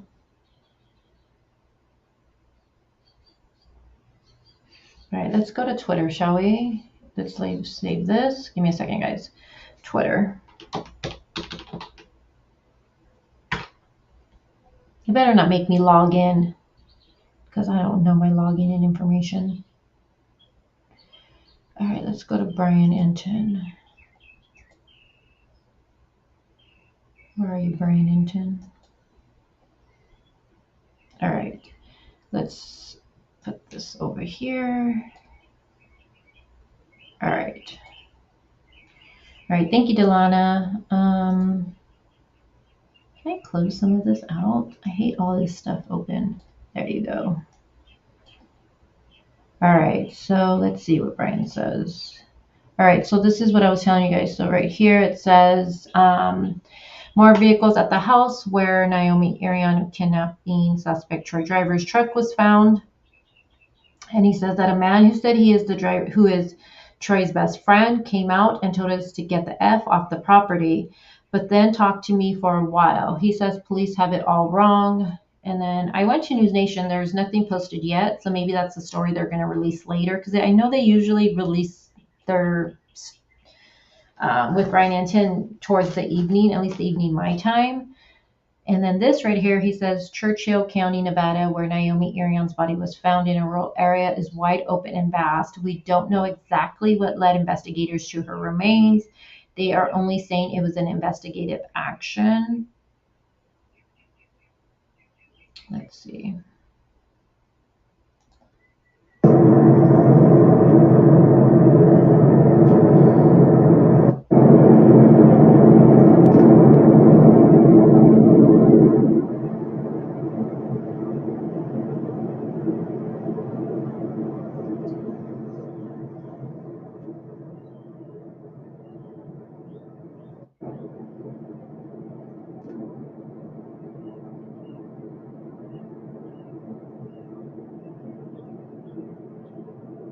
So that looks like the area, well, not the exact area, but God, there's nothing around there.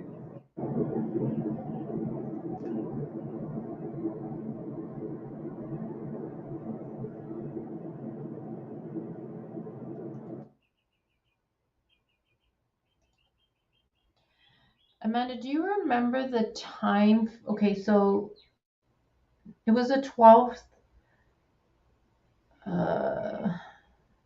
the 12th that this incident happened, sorry, I'm thinking out loud right now, then her vehicle was found on the 15th.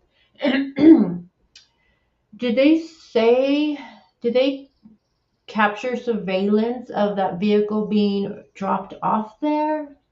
Was that ever stated? Anybody? I'm trying to think.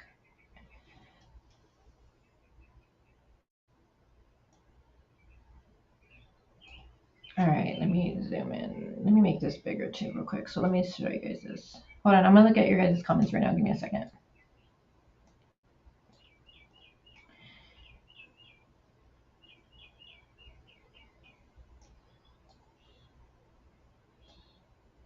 All right, so you can see right here is this Walmart. Can you guys see that on your end? And then, so this is right here, the Walmart Center. This is where she was parked. And right here is where her vehicle would be found. So literally just right there.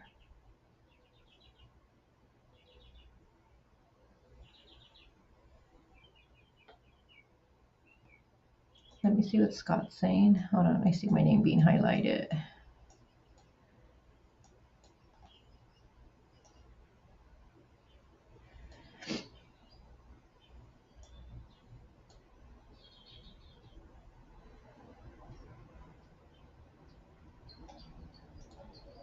I'm just gonna leave that comment up. I like your comment.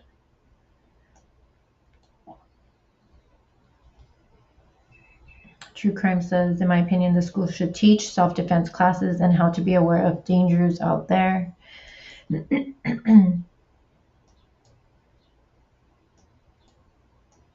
I think as parents, we need to make sure that we're also teaching our children dangers and what to be aware of. One thing I constantly tell my girls, when they walk home, we live like literally walking distance, probably like 2 minutes from school. When they walk home, never put your earphones on in your ears when you're walking. Never have your head down, because someone could just run up to you. Hold on, I'm looking at the comments, you guys. Oh my God, I'm way behind. Yes, it is in Nevada, Melanie.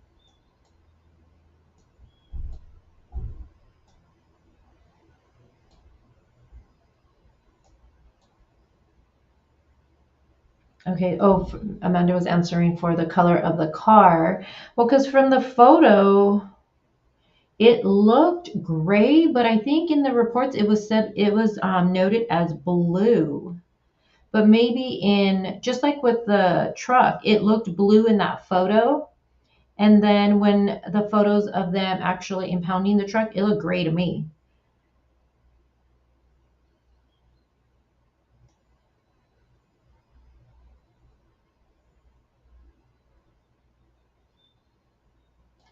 Here it is right here.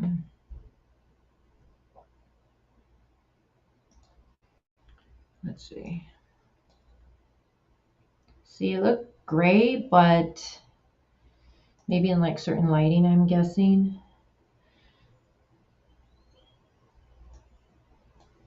Sorry guys, I'm way behind on comments. I'm just looking at them all. Shredder said that he sent the brother a message letting him know it is not his fault. Such a heavy heart today. Okay, so let's see what Scott says. Scott always has me thinking of things. So let's see. In his opinion, he says he's not making accusations. Of course not. This is just what he is giving his opinion on. But he says that the demeanor during this interview is hella odd, especially the brother.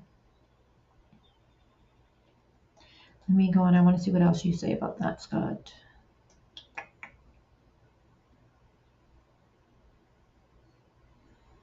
Miss Ladybug says, no woman, however tough she thinks she is, no match to a man, and that Monster Troy is one big guy. Poor Naomi, and my heart breaks for her loving family. And her mom did say she was not a fighter. She would just freeze up in a situation like that. But I think too, how the brother said that in the surveillance, it shows him coming from behind, like from the behind of the vehicle. So he must have creeped up from behind and went on the driver's side, caught her completely off guard.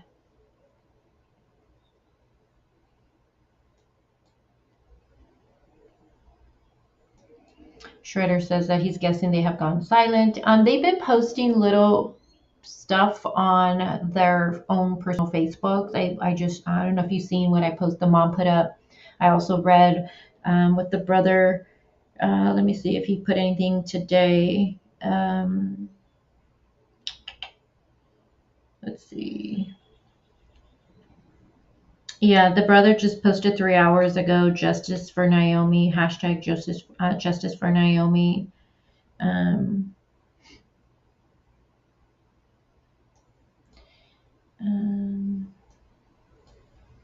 Hi, Lily.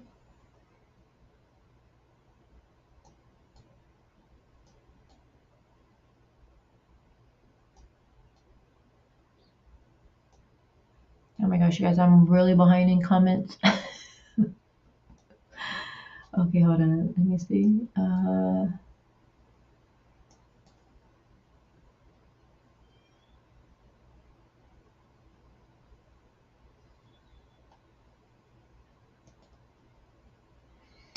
Let's see. AV says crazy. She worked so early. Left around 5. Well, she left before 5 actually, and worked so long hours and wasn't home till 8:30 p.m. Crazy days. Too young to work so long.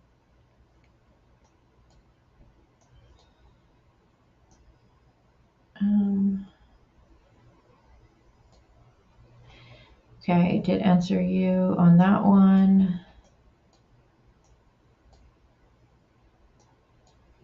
Scott, you're so funny.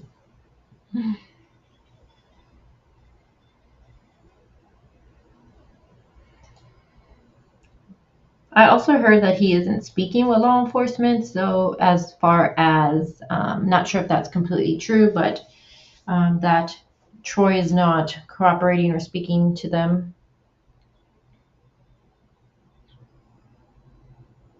Oh, I get what you're trying to say, Scott. So you're asking if there's any surveillance of her, or if anybody has spoken to her outside of the family before the day she was reported missing. Could she have been dead before she was reported?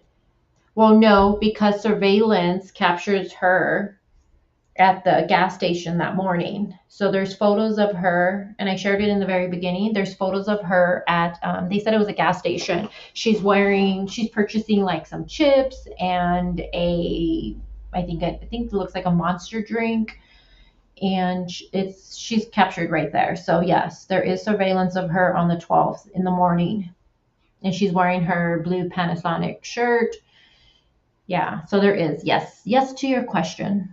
There's surveillance of her. So she was alive on the 12th.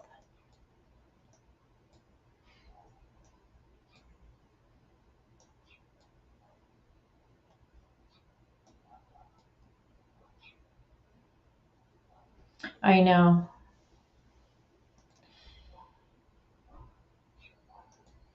Hey, Fem Patel, how are you? She says, hey, Cece, I'm so sad that they didn't find Naomi alive. I know. I know. Let me see. Is there, I think Brian Enton, did he post more photos? Okay, so that's Naomi's sister. She looks different now. She cut bangs, it looks like, and she dyed her hair. But this is what he look at. Oh my God! And people were saying that he reminds them of his eyes remind. I don't know what you guys think, but of Charles Manson. His eyes, they just look so crazy like his, and I kind of agree. Let's watch this really quick. Let's see what this says. From this Walmart parking lot in Fernley, Nevada 2.5 weeks ago. Her father is a U.S. diplomat, and she lived all over the world before moving to Fernley. The driver stared straight ahead as a judge charged him with kidnapping. First degree. Troy Driver. Look at his eyes. Look at him. Ugh.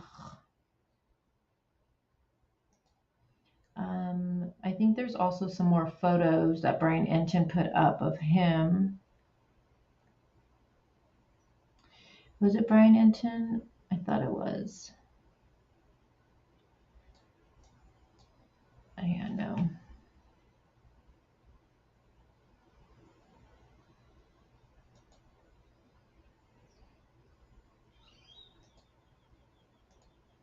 All right, you guys. So that's what I got for you with this case. I don't think there is any more updates because I think Brian Enton, and let me just see real quick.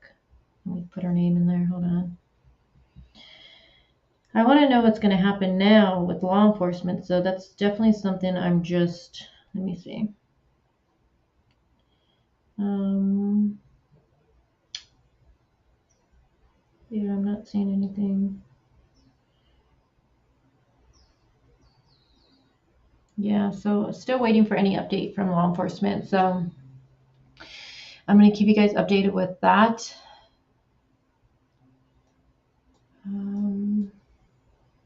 Yeah, he does have crazy eyes.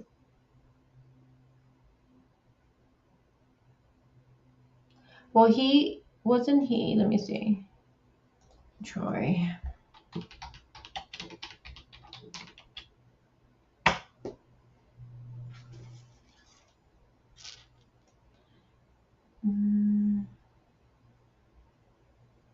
Wasn't there something that he had done before?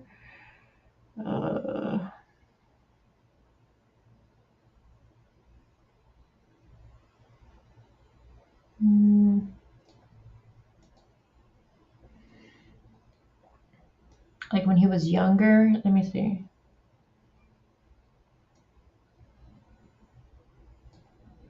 Let's just put in my search. Let's see.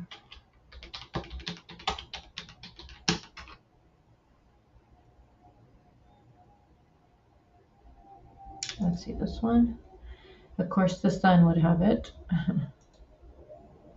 Let's see. So let's see. Had previously been, it says, in jail for robbery and in his role in a murder case. Let's see. Let me share this really quick with you guys. So there is somewhat of a, who knows if what he's done before. And I seen there was in the photo on his Facebook, he has a woman next to him. I'm not sure if who has access to that Facebook, because some of the pictures that people are sharing, they're now removed from there. Hey, Open Minds, what's up?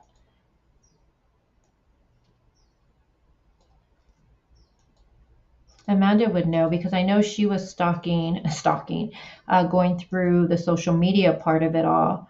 I'm not sure if he's still married, if he's married to that person in that photo.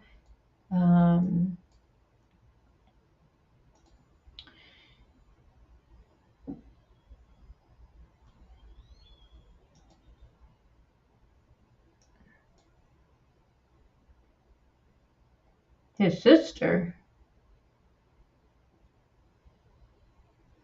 Wait, he was 17. He helped his sister cover. What? Let's read this article. I didn't know all of that. Let me see. Let me take that off the screen.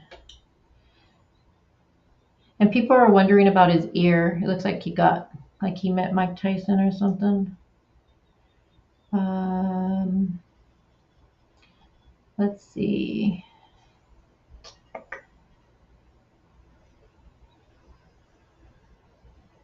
So police records show that driver of California back then was charged with accessory to murder relating to the killing of Paul Steven Rodriguez, and he was 19.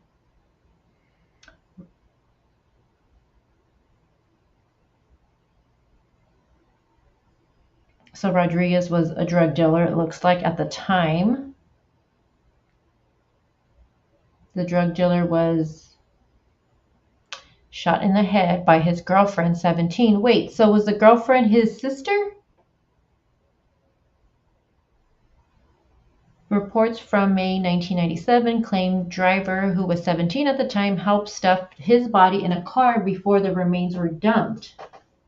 Oh, wow. Let's see, driver was arrested after the remains were found weeks later. He pled guilty to accessory charge. Driver also pled guilty to charges of second-degree robbery of a gas station. He was charged with second-degree burglary relating to an incident at a hardware store. Oh my goodness.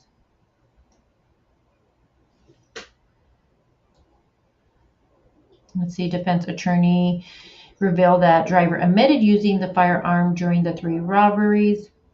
He was sentenced to 15 years in a state jail, but was released after 12 years.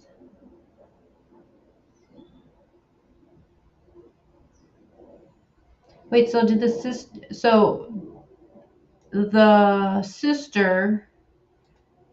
so the girlfriend to this drug dealer was his sister?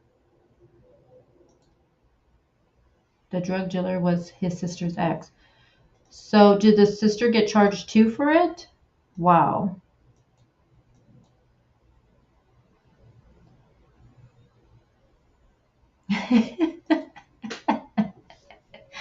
Oh my God, guilty. Guilty.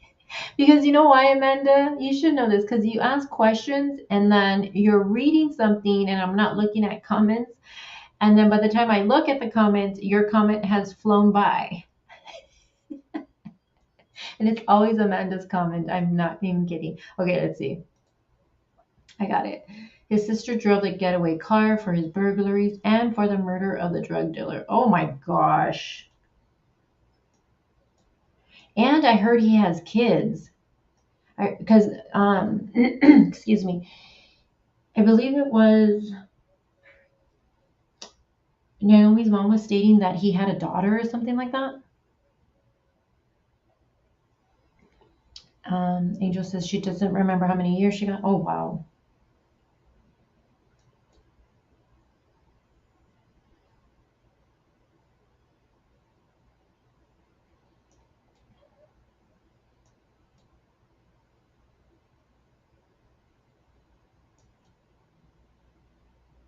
Okay, cool. So it seems like the lab, we love Josh from the lab. He did a complete rundown of driver's criminal history yesterday, starting at age 12. So you guys check that out. Someone link his channel. Go check out that video.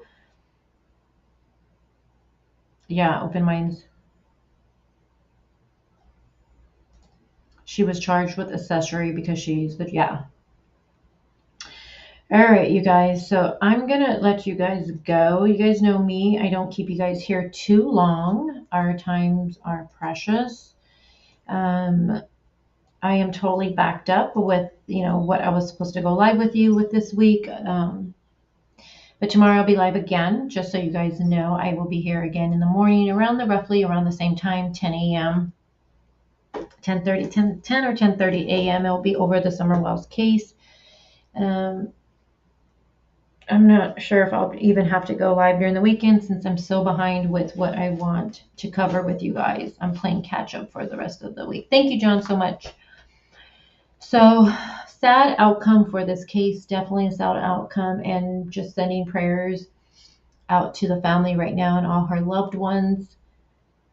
And, I was looking at the thing that interview her mom was saying, and she was like, I believe she's still alive. I feel it. I feel it. So I just feel so heartbroken for the mom right now, for all of them. No, thank you, Pink, for being here. Justice for Naomi. Yes, justice for Naomi. And again, if you haven't hit the like button, please take a couple of seconds just to do that on your way out. I do appreciate that. And with that being said, let me take that off the screen. And thank you, Miss Ladybug, Vicky, John, Open Minds, Delana. I haven't said goodbye to all of you in a while. Who else? We have Amanda here. Thank you for being here.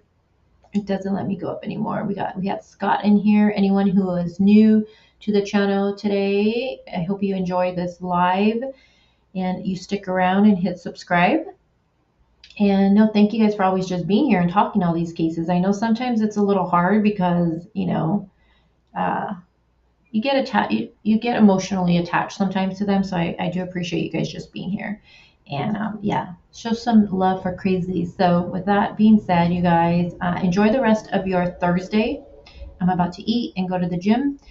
And I will talk to you guys tomorrow morning for Summer Wells case. A lot to go over. I've been putting together some clips and stuff I want to go over with you guys. I'm still doing a breakdown, which I'm not finished with it, with Jose's interviews and the inconsistencies. I think I'm going to do a live probably next week of the top 5 inconsistencies with his stories. And again, please don't think I'm attacking him or anything like that. I am just putting out there, I think they're just lies that he's putting out there. So that's my opinion. I'm entitled to it. But again, you guys enjoy the rest of your day. And as always, I will talk to you guys all soon. Bye, you guys.